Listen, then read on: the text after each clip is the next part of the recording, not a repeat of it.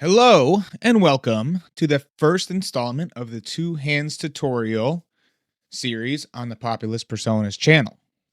I did a PC build back in September 2024, and I'm just now getting it together, editing it, and posting it.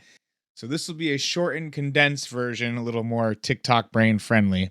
I will be posting the 2 hours of raw content concurrently if you want to see my ridiculousness and all the things I went through and the hurdles I had to jump to finish off this PC build. But basically, I put together the strongest consumer PC one could get back in September of 2024. As you know, things like this tend to advance quickly. For instance, I had the Nvidia 4090 in there. Now they have the Nvidia 5090. It's all good. I'm going to go through, I'm going to have a list of components in the description, but we're going to go through those too. Happy watching. First off, the components for this PC build. So we're going to be using the Enthoo Pro 2 case made by Fantex. It's a beautiful, black, sleek case with a tempered glass side panel. It's fantastic. You're going to have tons of room in here. Room for 4 hard drives. You could even put 2 motherboards in it if you're so inclined. The ease of use of this case, all of the manufacturer instructions, everything else that comes with it, really just makes Enthoo superior to others. So now we have the motherboard. This is the Republica Gamer STRIX Z790A gaming Wi-Fi. It's made for Intel, of course, the land grid array 1700 connection. You're going to have space for several M2s in here, 4 sticks of RAM. You're also going to have a PLCE 5.0 connection, which isn't even being used yet. So tons of room for upgrading to the different components and everything else. They make a beautiful motherboard. So obviously, I'm not doing 2 motherboards in this case, but this bad boy here, your Intel chip, we went with the i9 14th gen. So that's 14900K. Basically top of the line for September 2024. And it's the Raptor Lake series. The M2 that we're going to be using is a Samsung 990 EVO. It says 4 terabytes of storage on it. The one I bought was a refurbished Geek Squad version from PS5. You don't need to buy these brand new. Saved a ton of money doing it. The RAM is going to be the Kingston Fury Beast. It's important that you look up for your motherboard what RAM is going to work best, and for your chip too, because you want to have a good megahertz transfer rate. You want to make sure that everything's going to be compatible with your RAM, and I did a lot of research on this. I looked up some reviews and everything else. We're rocking 432 gigs, so a total of 128 gigs of RAM. Yes, it's way overboard, but this is the most powerful consumer PC build. Am I right? All my cooling is going to be Noctua. So our CPU cooler here is this big radiator, double radiator, double fan, Noctua NHD 15 cooler. That bad boy comes with 2 140 millimeter fans. It's huge, which is a good thing why I got this big old PC case by Fantex here. When on an air-cooled project like this, it's going to be super important that you get a very good CPU cooler. With liquid cool, you can go a little more bare bones. So the fans, Noctua once again, we're rocking, I think we got a dozen fans total. A couple of these are for the CPU cooler, I believe. But no. These are all for the case, the outside of the case. So we got a bunch of the 120 millimeters. We got a bunch of the 140 millimeters. And it's important to note, if you're doing air cooled and you're using a lot of high quality components, you need good fans. And Noctua makes some of the best. Plus, I like that color pattern. It was like Star Wars almost. So for the power supply, we went with the Republica Gamers Thor 1600 watt titanium. More than I need. Gives me the ability to add stuff in the future if I want to. Who knows? Maybe I might want to run a Bitcoin miner in my computer. I can do it with this. Thing's heavy too. It's about 15 pounds. But it's a beautiful power supply. If you have more wattage than you need, it means it'll stay cooler and it'll get less run down over time. Something keep in mind. So, of course, last but not least, we're going to be busting out the GPU here in a second. Oh, boy. I think you're noticing a pattern here. ASUS, Republica Gamers, Intel. Yeah, this is the ROG STRIX 4090. September 2024, when I did this build, it was the single best GPU on the market. So, I didn't lie when I said strongest PC, consumer PC build there is. This bad boy, though, it's the pinnacle for gaming, streaming. I need video editing. I was streaming and I was having issues on my laptop. So CPU, very important. There's a little arrow that will line up with an arrow on the motherboard. And it's very important because of the land grid array. While they've made it easier because there's no pins, you need to make sure you line that thing up correctly. Like I said, this is a very intuitive PC building nowadays. So things are all going to line up. The text is all going to be right side up, including on the chip when you put it in. And it's important to note that clip, when you're putting it in, takes quite a bit of pressure. It's nothing, don't be afraid. It seems like, you're using sensitive PC components and parts. You shouldn't have to put so much pressure, but in a few different stages of this, you have to put a lot of pressure to get things to seat properly. So once you get that thing in there, seated correctly, you're going to bracket that bad boy down. From what I found, I did not need thermal paste on the actual connections themselves. I could be wrong. This is my first PC build, but I went through all manufacturer specs and everything else. And it seemed to me that a better connection, thermal paste wouldn't be good for the connection underneath. I know some people do put thermal paste underneath, but yeah. And I heard that I was supposed to leave that plastic piece in when I clip this thing down, and you're supposed to go to the plastic piece pops out. I didn't know that, but apparently that wasn't necessary because everything is working and functioning properly. But yeah, that thing is gonna just, it's a lot of force. Next is the RAM. The RAM is super easy. You pop the little tabs out on the side of the slots, and you push down, and once again, you got to push down with more force than you think. You got to pop these bad boys in. Make sure they're going the right way. You can tell if you look at the RAM chip itself, and if you look at the slot, you can tell what direction it has to go in. That's the easiest part of the PC build, though. Next, CPU cooler. So there's going to be a bracket for this thing because it's massive, gigantic. Notice the anti-static mat that I'm using. I just put it on top of the plastic. That's to help, and the gloves, of course, to help with, no static electricity to ruin this thing. So follow the manufacturer instructions on the CPU cooler. They give you the brackets for the different kinds of motherboards and chips. But basically, that's when you use your thermal paste, and you only use a little bit between the CPU cooler and the chip. It'll tell you how much. A couple fans get strapped to that bad boy. And you got to put because you have two fans, you got to use a splitter, and you got to go into the CPU cooler slot in the motherboard, for the fan control. Next is the M2. Once again, follow all manufacturer specifications and instructions, but your M2 is easy. There's a little slot for it. I decided to go here because when I put in the graphics card, it's going to block this slot off. So I figure I'll fill this one first, and I can always put in another one in the future with it still in the PC, because I think M2s are superior. Well, then again, I'm also starting to fill up this M2 pretty quickly with games, video content, etc. So there's little rubber pads that you need to put on the M2 in this particular instance.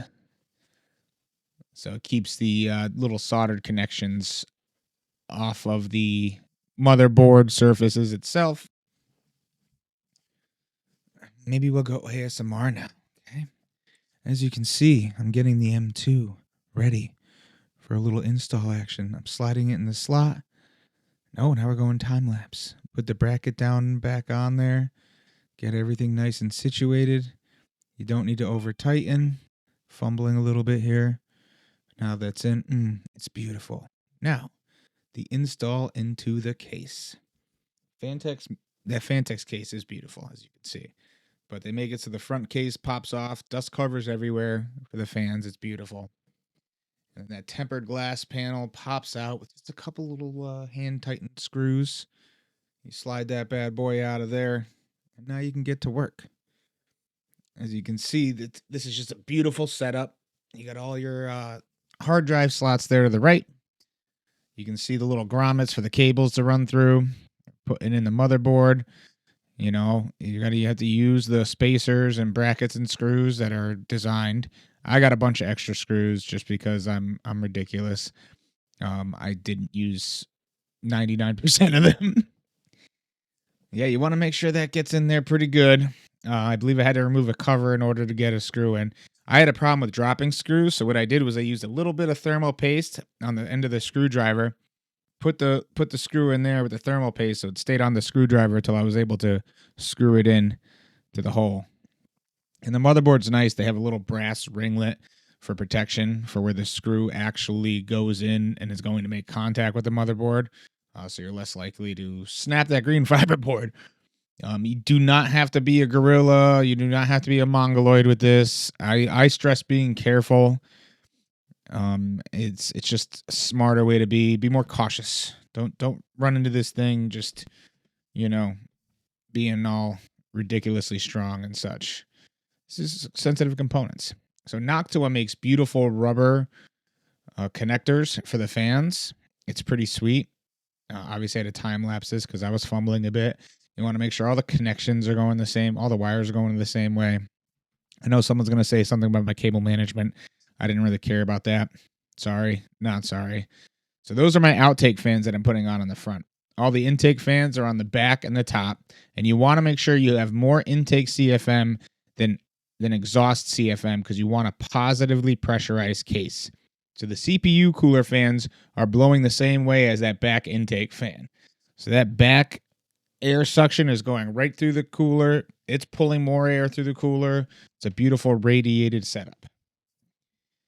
So you're going to get all those fans in with those nice Noctua rubber connectors. You got to snip all the excess off of them. And then the Noctua gives you a bunch of cables so you can split a couple of them together because I believe you only have 3 or 4 connectors on the motherboard for the fans. Now you got the GPU. The GPU, make sure to use the sag brackets on the GPU. Your case is going to have one. I chose to use an aftermarket one as well. The GPU install was actually relatively easy. You want to find what slot you're using on the back, take it out so you have access to it. And, you basically just screwing that bad boy in there. So these Nvidia 4090s are incredibly heavy. So you want to go above and beyond. There's that aftermarket sag bracket. I'm installing that right there. You want to go above and beyond. Nvidia gives you an anti-sag bracket too. I suggest using that. Sorry if that last little bit just gave you a little bit of motion sickness. There were some extra brackets that I took out that were in the back there that didn't seem to be doing anything. I think they get used for the hard drives. You want to get your cables out the way. This is the power supply install now. So you're going to be putting that power supply in there. Basically, the backside where it looks like you get the power cord plug in, you're going to, put that to the backside. It slides in nice. They're all basically, all these cases are basically standard size, and the power supplies are also basically a standard size. If you're getting regular full size ones, that is. And you just get that bad boy in there. It's going to come, you're going to use your screws and bracket it into the case. And then you got to start, running your power. Obviously, the power supply has its own separate power button, which is nice. I just keep that on all the time. I'm not going to lie. It's incredibly adaptive, and it won't suck power if it doesn't need it. So I'm going to change the camera angle here in a second because I wanted you guys to be able to see how I'm wiring up this GPU. So the GPU gets a special cable because you need 4 power connections for that bad boy. So the new 4090, it got away from the problem that people were having when they clipped in the big splitter cable to the Nvidia GPU. So you don't have to worry about breaking that or anything. I was showing off the ring that they send you. They send you this big old silver pinky ring thing. It's pretty ridiculous, but I wear it sometimes. So there's a splitter. You want to make sure that's in there good. I should have bent the cables beforehand, but I didn't know. So you get that right splitter in there with the 4 connectors. You get that thing down and out the back. And you, for the 4090, you want to be plugging into 4 PSU power outlets on the power supply. You want to get it as much power as possible. That'll increase the health and longevity of it. But yeah, that's it. Cable management sucks, but that's basically it. The PC is together. It's rather simple when you really think about it. So now you have a completely built PC. You got everything put together. Your components are wired into the power supply correctly. You definitely want to go through the manufacturer instructions for wiring your motherboard, because it's going to be different for every single one. And you might not get the exact version I did, but it's all going to be in that instruction manual. You can also do what I did. Basically, I went through Google, did a bunch of research, made sure I was plugging things in correctly, etc. So now that you have your PC together, you turned it on, it comes to life. What you're going to get is basically a boot menu. So let's go through that. I can show you by example what you're going to be looking at here. So you're going to get a boot menu that's similar to this. It's basically like a setup menu. And in there, you will be able to use, you'll have to get a flash drive for this, because you're not going to have any internet connectivity when you first boot up the PC. But you're going to get yourself a flash drive, and you're going to be downloading some BIOS updates, some drivers. You're going to be installing that first before you do anything else. And in fact, the very first thing you're going to do is you're going to have to use a different computer. But you're going to go on the manufacturer download center. ASUS makes it really easy. Most of these manufacturers do. And you find your brand, and when you go and click drivers and tools, it's going to bring you to this one. So the first thing I did, and the first thing I suggest you do, is you go in steps so you don't get any wires crossed. You're going to take the flash drive. You're going to download the BIOS updates. So this is going to be the latest version of the BIOS software for your motherboard. Latest firmwares. You know, basically this is an update tool here. But you download these two, and then you go back into that boot menu, and they make it relatively easy. And you download the BIOS updates. Things going to restart and everything, and you're going to be beautiful. Then format that flash drive when you're done. And the next thing you're going to do is go to the different drivers and tools here. See, I use Windows 11 64-bit. I use an Intel chip, so it's really important that you download these Intel drivers, this chipset one here, because Intel was having a problem, and the chips were having issue because basically the motherboards were pushing the chips as hard as they possibly could, which was not good for these Intel chips. If you run with these new drivers, the Intel chips perform beautifully. This computer performs beautifully. I cannot overstate that, but you're going to want to get your LAN and your wireless. Obviously, this is going to be your internet connectivity here. You need your audio drivers. I did the graphics accelerator because why not? You need your Bluetooth driver, and then your different utilities. So basically, in the SATA is for your hard drives. But I downloaded all of them and installed all of them, including Armory Crate, which is pretty amazing for getting a in-depth look at how your CPU, how your motherboard's performing, and everything else. It's pretty sweet. Now, once you download all those to the BIOS or to the motherboard, it's going to restart again. Format that flash drive again. I mean, these are one-offs, because now that you're getting yourself the drivers for internet connectivity and everything else, you're never going to have to do this again. This is only for the initial startup and boot up. So after that, you need to make a boot drive for the software, that you're going to be using. So the not the GPU software, but you know what I mean. I'm blanking right now. But your Windows, your Linux, Apple. Sorry, guys. When it comes to Apple, I think that's like one of the few PC manufacturers where you should just buy the PC, because they do not make Apple builds very user friendly, but their PCs are incredibly user friendly and they work very well. Good on Apple. So you come here and you basically look up how to make a Windows 11 boot drive in Google. I found that's the best way because it brings you right to this creating the installation media, for your boot drive. And you just click this download and it's going to bring you here. And you're basically going to be making a bootable USB.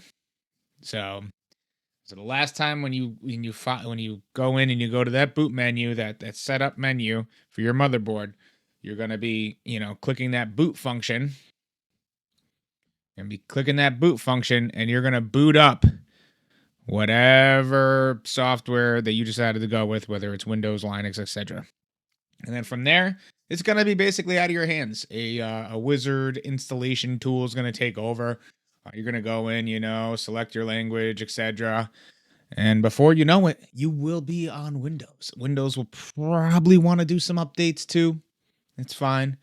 And then from there, you're going to be golden. And I know you're probably wondering, hey, you went with an air-cooled system and you're using some of the most powerful components that you can find. The power supply is twice what it really needs to be. And this is how it performs. So I've been doing some video editing. Obviously, I'm not pushing this thing to the limit.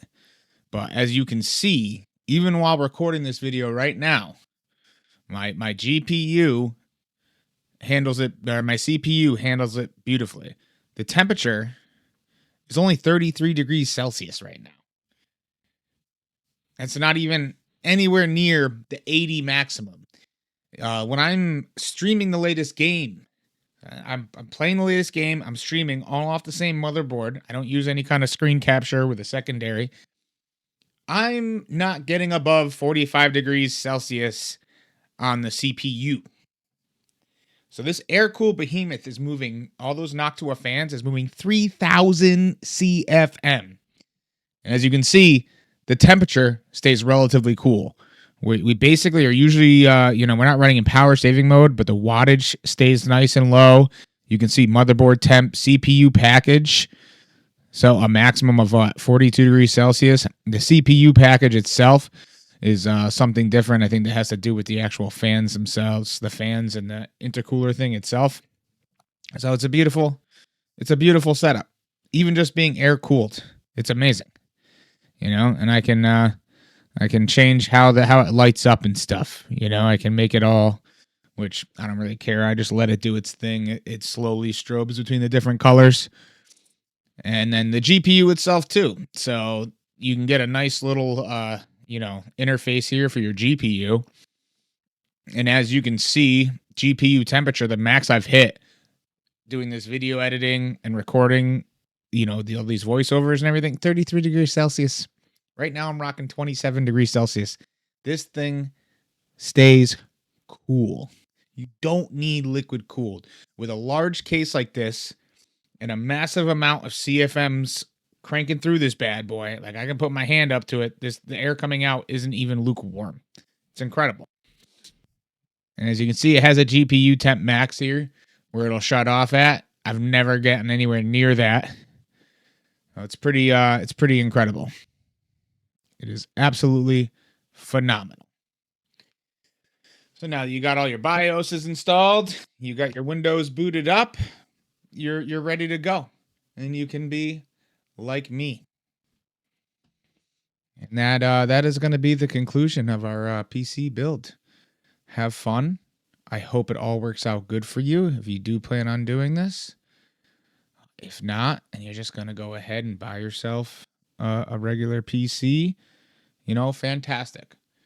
You can reach out to me if you want. I might be willing to make one of these again. Just so you know, the components themselves, everything together, just the parts is about $5,000 when I purchased everything. It's not a cheap PC, but this thing is an absolute monster.